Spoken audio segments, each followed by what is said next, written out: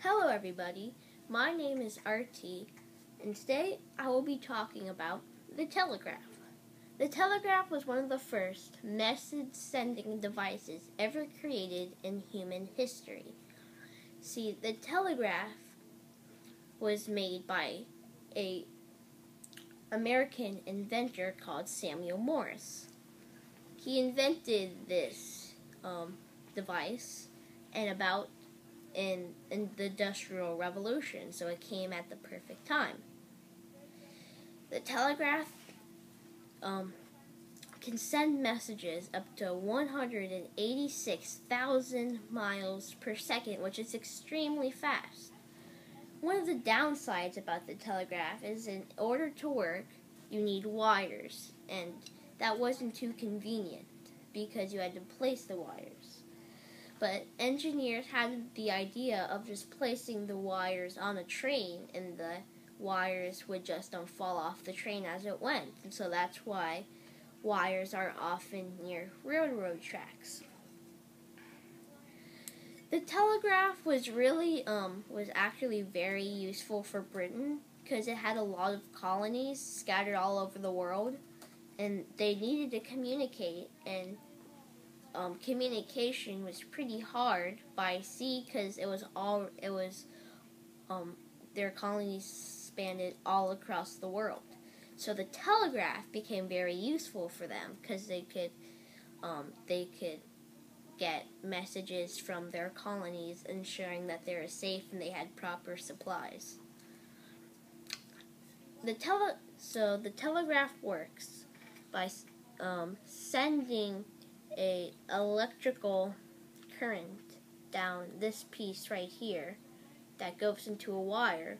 And as I said earlier, we don't have a telegraph receiver, so this can fully work. And then a telegraph receiver has this wire wrapped around this piece of metal right here. And so when the electricity wraps around the piece of metal, this piece gets attracted to this piece because it forms an electromagnet. The telegraph was one of the first inventions to really pick up on the amazing idea of electromagnetism. So the telegraph is a life-changing invention. You don't have to write letters anymore. You don't have to wait for months sending letters all across the world. All you have to do is just click here, and your message comes out almost instantaneously. And then you might think, how does this telegraph get messages all across the world?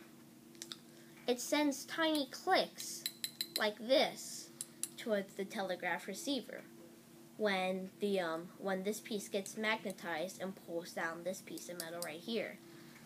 And so you might think, how can anybody understand from a bunch of random clicks?